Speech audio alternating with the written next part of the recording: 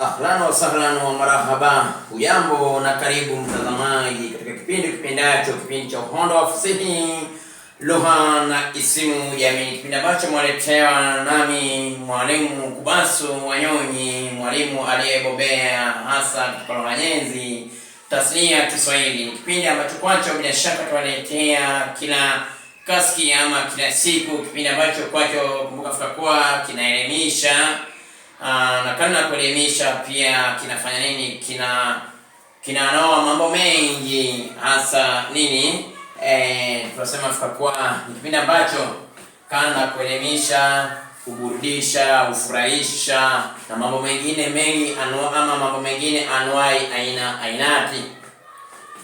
Bila kupoteza muda kaski hii ningependa tuangazie kuhusu nini? Ningependa tuangazie kuhusu ngeli. Basi tutaka tuangazie ngeli, na katika uchambuzi wa ngeli,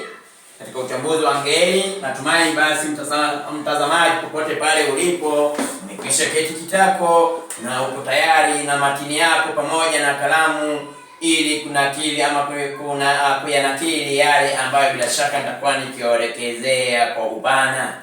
Mwanafunzi mzuri huwa na nini na mambo yote ama vitu vyote vinavyohitajika katika nini, vinavyohitajika katika masomo. Basi jambo la kwanza ama lile ambalo tutakuwa nikielezea kwanza, ningependa tu niwadokezee maana halisi ya neno ngeli kabla kisha baada ya kutaja ama baada ya kuangazia maana halisi ya neno ngeli, nitakuwa nikitaja kila aina kwazo za ngeli, alafu baadaye tutakuwa tukiangazia ngeli ya awa pamoja na ngeli hizo nyinginezo. Basi ngeli ni nini? Ngeli ni nini? Basi ngeli ni mkusanyiko wa nini? Mkusanyiko wa nomino katika makundi. Basi kumbuka kwa nomino inaweza ikakusanywa. Mkusanyiko wa nomino kwenye makundi ndio huitwa nini? Ama mgawanyo. Tutasema mgawanyo, wacha tutumie neno mwafaka, ni mgawanyo. Unagawanya hata sio kukusanya. Mgawanyo wa nini? Wa nomino. Basi tutapata kwa nomino hugawanywa, na katika kugawanya nomino basi tutapata kwa nomino hugawanywa katika makundi ainati, yani makundi aina mbalimbali. Basi huo mgawanyo wa ngeli ama wa nomino katika makundi ndio huitwa nini? Ndio huitwa ngeli. Na utapata kwa nomino hugawanywa ama wekwa katika makundi husika kulingana na jinsi inavyofanywa nini, inavyotamkwa. Na maana utapata kwa kuna baadhi ya nomino ambazo huanza na herufi ki. Basi utapata kwa baadhi ya nomino hizo nyingi, sizo zote, utapata nomino hizo nyingi basi mara nyingi huorodheshwa katika ngeli ya nini, ya kiwi. Japokuwa sijasema ama simaanishi kwa majina yote yanaanza kwa ki ufanya nini wa katika ngeli ya kiwi. Nimesema tu majina mengi hapo tunapozungumzia kuhusu nini, mgawanyo wa nomino katika makundi. Hiyo ndio ngeli. Na basi utapata kwa silabi mara nyingi hutegemea jina au viwakilishi vya nini, viwakilishi vyazo vinavyoweza kuambatanishwa na viambishi vya upatanisho wa kisarufi kwenye vivumishi na nini na vitenzi. Tafadhali hilo ni jambo ambalo kwalo tuweze kulifahamu wakati tunapozungumzia kuhusu ngeli. Kwa silabi hutegemea jina au viwakilishi. Tunapozungumzia kuhusu viwakilishi ni maneno ambayo hutumika kuwakilisha ama hutumika badala ya nini, badala ya nomino, ambayo kwa ukiangazia pale katika nini kwenye nini ya sentence, kwenye mpangilio wa sentence tunaambiwa mara nyingi tunadokezea kwa sentence huanza na nomino, na iwapo utakosa nomino basi sentence hiyo ni vyema iwe na kiwakilishi ambacho kwacho kitakuwa kinachukua nafasi ya nini, nafasi ya nomino. Ndio maana tunadokezea kwa silabi hutegemea ama silabi hiyo hutegemea jina au nini au viwakilishi vyazo ambavyo vinaweza kuambatanishwa ama kushikanishwa na viambishi vya upatanisho wa kisarufi kwenye vivumishi pamoja na nini, kwenye vivumishi pamoja na vitenzi au fungutenzi. Basi katika ngeli tutataka tuangazie aina kwazo za ngeli, aina mbalimbali za nini, za ngeli. Tayari nimekuelezea kwa ngeli ni mgawanyo, mgawanyo wa nomino katika makundi.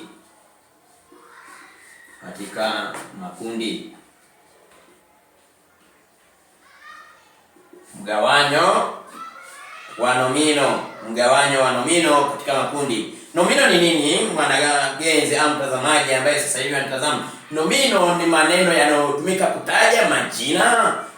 Maneno yanayotumika kutaja majina ya watu, vitu na mahali. Maneno hayo ndio huitwa vipi? Huitwa nomino. Maneno yanayotumika kutaja majina ya watu, vitu pamoja na mahali. Tuna nomino aina nyingi kwazo ambazo kuna kasi tuangazia nomino aina nyingi kwazo. Tuna nomino za kawaida, tuna nomino za pekee, tuna nomino gani? Tuna nomino za wingi, tuna nomino ambata, tuna nomino gani tena? Zipo nyingi. Tuna nomino za jumla. Tuna nomino nyingi ambazo kwazo za dhahania tutakuwa tukiangazia wakati ukifika tutakapokuwa tukiangazia aina kwazo za nomino, lakini leo kumbuka kwa tutazungumzia kuhusu ngeli, lakini nilisema tu nimeona ni kuelezea maana halisi ya neno nomino ili uweze kuibaini kwa njia muktadha. Basi katika ngeli, aina za ngeli. Katika aina za ngeli tuna aina mbalimbali kwazo za ngeli. Kuna ngeli ambayo tunaifahamu sana. Hiyo ngeli ni ngeli gani? Ni ngeli ya ama. Na tafadhali ni jambo ambalo ningependa kudokezeni kwa unapoandika ngeli, tafadhali naomba unisikilize na unitazame vizuri sana. Unapoandika ngeli hakikisha waandika kwa herufi kubwa. Unapoandika ngeli hakikisha waandika kwa herufi kubwa. Hizo sheria, baadhi ya sheria ambazo kwazo utiliwa manani katika lugha tasnia Kiswahili. Basi tutasema tuna ngeli ya ama. Kando na ngeli ya ama, tuna ngeli ya izi. Kando na ngeli ya izi tuna ngeli gani? Kando na ngeli ya izi tuna ngeli ya uzi. Kando na ngeli ya uzi tuna ngeli ya uya. Kisha kando na uya tuna ngeli ya ui. Kando na ui tuna ngeli gani? Tuna ngeli ya uu. Kando na ngeli ya uu tuna ngeli gani tena? Tuna ngeli ya natumai ii. Kando na ngeli ya ii tuna ngeli hapa ya mahali pa kumu. Tuna ngeli ya pa kumu. Pa kumu. Ambapo katika pa kumu tunaweza sema tuna papa, tuna kuku na tuna mumu. Kisha tuna ngeli pia ya ku. Tuna ngeli ya ku. Tuna ngeli ya ku. Tafadhali tuna ngeli ya kuku ambayo ni ngeli ya mahali, na tuna ngeli ya ku ambayo ni ngeli ya nomino kutokana na nini? Na vitenzi. Nomino zinazoundwa kutokana na vitenzi. Basi huitwa nomino za vitenzi jina. Hiyo tutaangazia tutakapokuwa tukiangazia ngeli ya ku. Kisha tuna ngeli gani ambayo huenda nimesahau? Tuna ngeli ya yaya.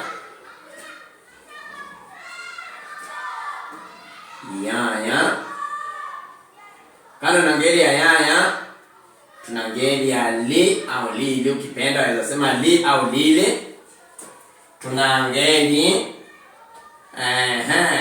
kama lili, tuna ngeli gani? Tuna ngeli ya ki au kiki ukipenda. Basi mtazamaji, tuna ngeli aina nyingi kwazo. Sielewi ni gani, huenda labda nimesahau. Iwapo kuna ngeli yote nimesahau, nitafanya nini? Labda nitaorodhesha, ama labda waweza nikumbusha mtazamaji ambaye sasa hivi nitazama. Kuna ngeli inayojulikana sana.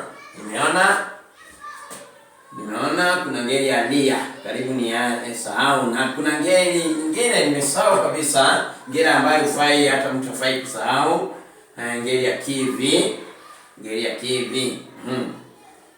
Na pia tuna ngeli ya vi. Tuna ngeli ya vi. Tafadhali au vivi. Basi hizi ni aina mojawapo za ngeli katika lugha nyenzi tasnia ya Kiswahili. Na bila shaka baada ya tayari nishaeleza maana halisi ya neno ngeli, tukaangazia aina kwazo za ngeli, nimeziorodhesha kwenye ubao. Alafu basi baada ya kuziorodhesha aina kwazo za ngeli, sina budi mtazamaji kuangazia nini? Labda wacha tuende katika ngeli ya awa. Wacha tujadili ngeli hii ya awa. Tunataka tujue ngeli ya awa ni ngeli aina gani? Mara nyingi unasikia mtu akisema ngeli ya awa, ukimuuliza mwanafunzi ngeli yote ile ngeli ambayo anayekumbuka ni ngeli ya awa. Je, hii ngeli ya awa ni ngeli aina gani? Hilo ndilo swali ambalo kwa sharti tuweze kufanya nini? Uweze kujisaili ama kujiuliza. Basi ngeli ya awa ni ngeli inayotumika kwenye nomino za viumbe. Ni ngeli ambayo hutumika kutaja ama kwenye nomino za viumbe. Tunapozungumza kuhusu viumbe, chochote kile kilichoumbwa na Mwenyezi Mungu. Na jambo jingine ambalo bila shaka mtazamaji unaposikia kuhusu viumbe ni chochote kile kilicho na uhai. Tafadhali, kina uhai, kina damu ama anadamu na mambo mengi ambayo kwa tutakuwa tukiyazungumza kuhusu nini? Kuhusu viumbe. Basi ngeli ya awa ni ngeli ya viumbe ama ngeli inayotumika kwenye nomino za nini? Za viumbe tuko moja. Na viumbe hivi bila shaka huwa na damu.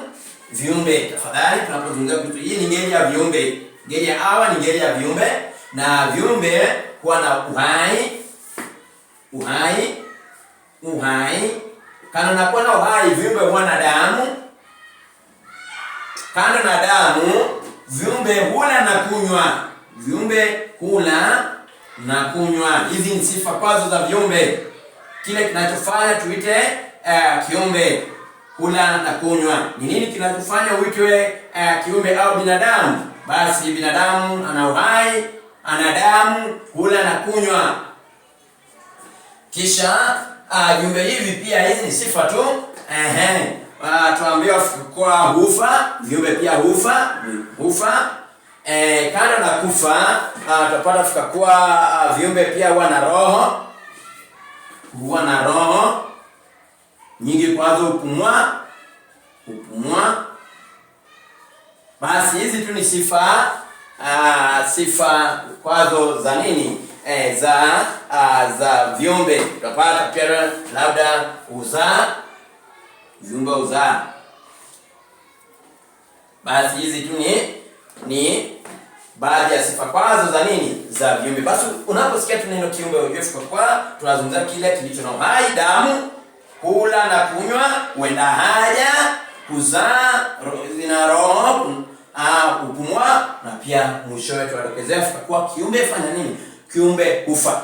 Na katika vikundi vya viumbe tuna vikundi vya viumbe. Wacha nisafishe hapa makundi ya viumbe. Basi mtazamaji, viumbe vimewekwa ama vimegawanywa katika makundi mangapi? Matano. Tuna makundi matano ya viumbe.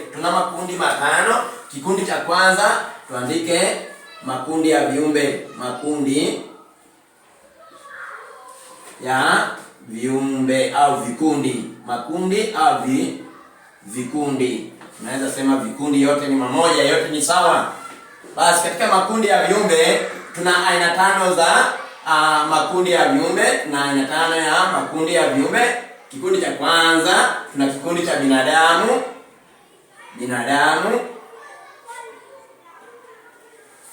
Kikundi cha pili ni kikundi cha wanyama. Tuna wanyama. Kisha kikundi cha tatu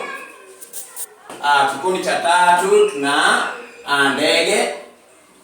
Kikundi cha ndege tunazungumzia ndege ambao pia huitwa nyuni. Ndege au nyuni. Na sio ndege wote huitwa nyuni. Nyuni tu ni yule ndege ambaye hukaa kwenye mti. Tuna ndege wengi sana. Wacha hata niondoe hiyo kwa sababu tuna ndege wengi. Kuku pia ni ndege, bata ni ndege. Kisha tuna kikundi kingine, tuna kikundi cha wadudu. Hiki ni kikundi cha 4. Kikundi cha mwisho ni kikundi cha samaki. Hao wote ni viumbe. Tafadhali ukisikia kuhusu viumbe ama ngeli ya A, ujue tutakuwa tunazungumza kuhusu binadamu, wanyama, ndege, wadudu na samaki. Hao ndio viumbe ambao bila shaka huorodheshwa katika ngeli gani? Ngeli ya A. Sababu ni zipi? Zina uhai, damu, kula na kunywa, wana uhai, uzaa, kufa, wana roho pia, na bila shaka pia wafanya nini? Kuzaa ama kujifungua. Basi tunapozungumzia kuhusu, kuna kiumbe ambacho mara nyingi kimekuwa na nini, kuna kiumbe ambacho kimeweza kujadiliwa sana, ambayo bila shaka kiumbe hiki hupatikana katika ngeli gani? Katika ngeli ya A. Kuna neno fulani ambalo limekuwa likifanya nini? Limejadiliwa sana na waja wengi, waandishi. Kuna neno maiti. Kuna neno maiti ambayo nimependa tu nikudokezee.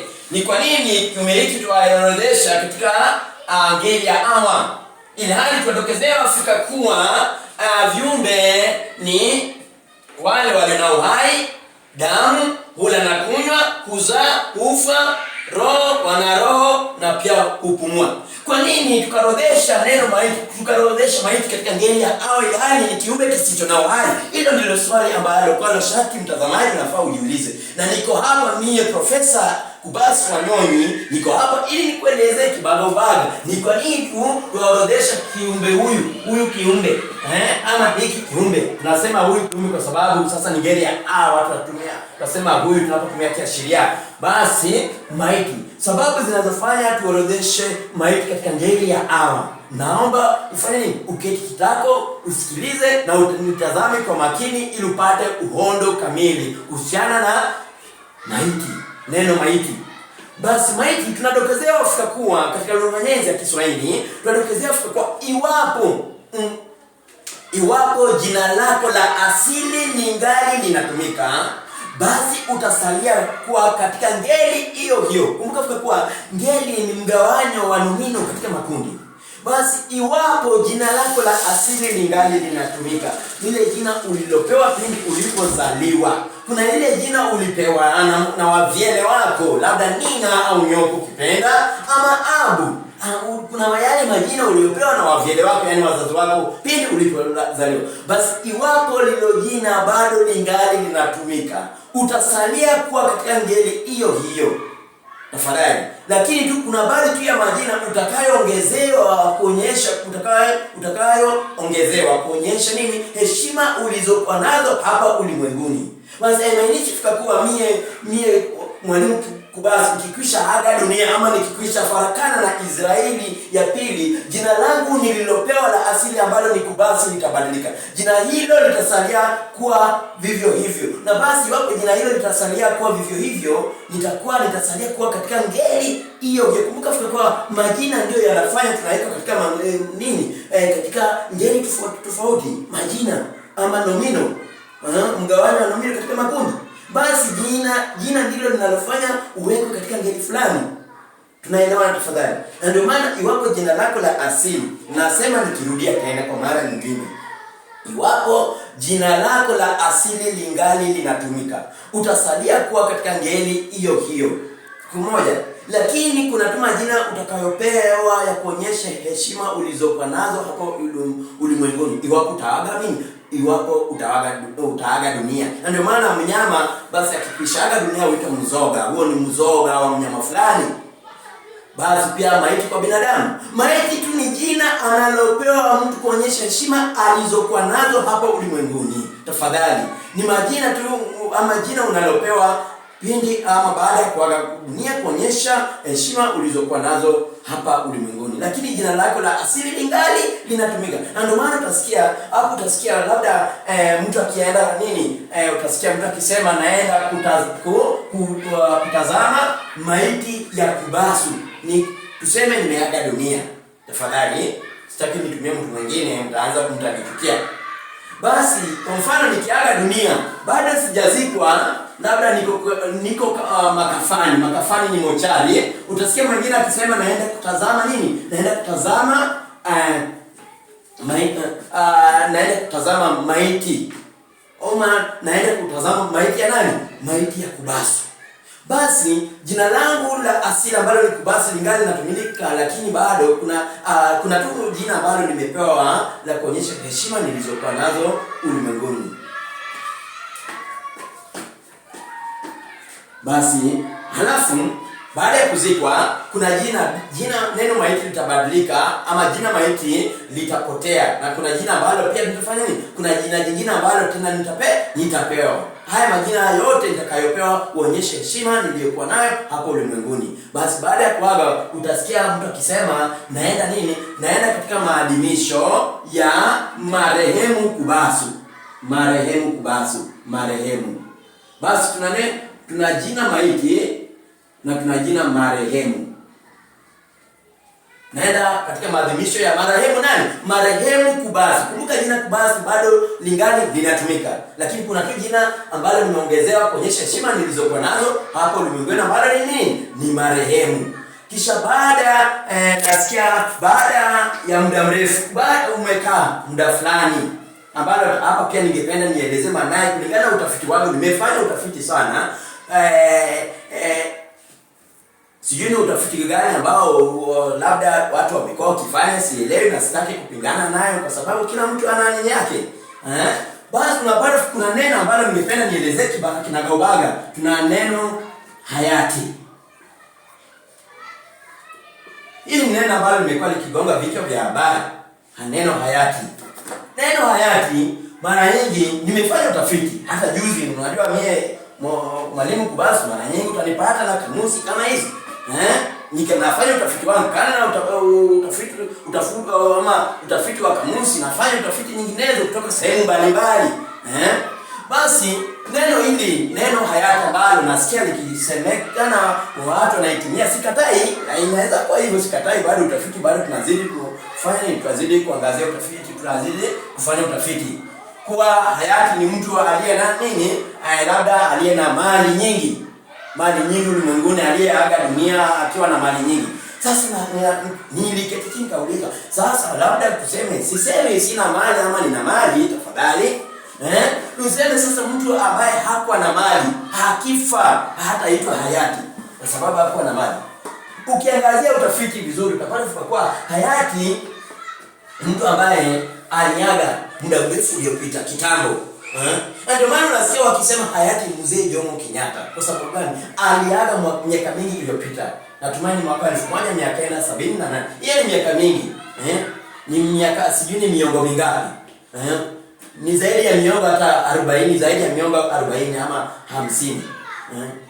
Basi hayati mara nyingi ni jina ambalo hupewa mwenda zake baada ya kufanya nini? Baada ya kuzikwa na kukaa muda mrefu sana. Amekaa muda mrefu sana. Kwa mfano nimekupa tu mfano wa aliyekuwa rais wa kwanza wa Kenya, hayati Mzee Jomo Kenyatta. Mungu alilaze roho yake palipopema.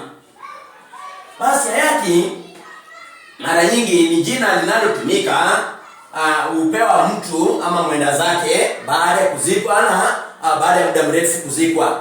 Basi utasikia kiitwa hayati mtu fulani. Ni neno ambalo bado tunazidi kufanyia utafiti, lakini ukiangalia utafiti utapata kwa hayati jina analopewa mtu aliyeaga dunia leo.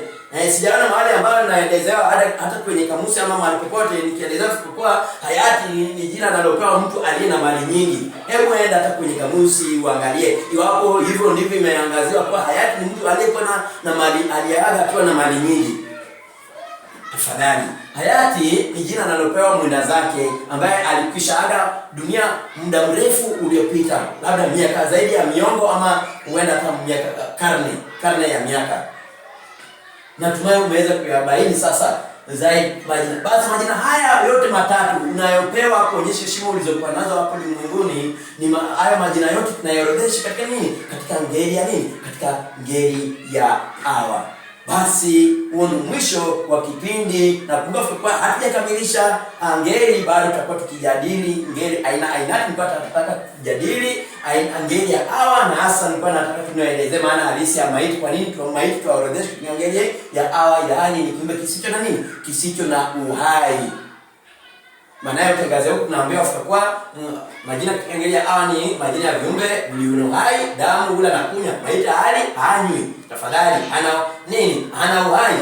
Basi sababu ni kuwa iwapo jina lako la asili lingali linatumika utasalia kuwa katika ngeli hiyo hiyo, lakini kuna tu baadhi ya majina utakayoongezewa ya kuonyesha heshima ulizokuwa nazo hapa ulimwenguni. Majina haya yote utakayoongezwa kuonyesha heshima ulizokuwa nazo hapo ulimwenguni yanaorodheshwa katika ngeli ya nini? Katika ngeli ya awa. Na pia kuna majina kama vile Mwenyezi Mungu, majina yanayotumika kumtukuza au kumtaja Mwenyezi Mungu kulingana na uwezo wake. Majina hayo kama vile Dayani, Mteheremezi, Mwenyezi Mungu, ala ama ala. Haya majina yote tunaorodhesha katika ngeli ya nini? Ngeli ya awa. Na pia majina ya pepo au majina ya nini? Ya shetani ndio yanaorodheshwa katika ngeli ya awa. Kwa mfano Ibilisi. Majina ya malaika kama vile Jibril. Majina hayo yote tunaorodhesha katika ngeli ya nini? Katika ngeli ya awa. Basi katikati tamati na gangu na shusha kwa maadamu kedekede mtimani wangu na tumeweka tena mbonini majaliwa ya manani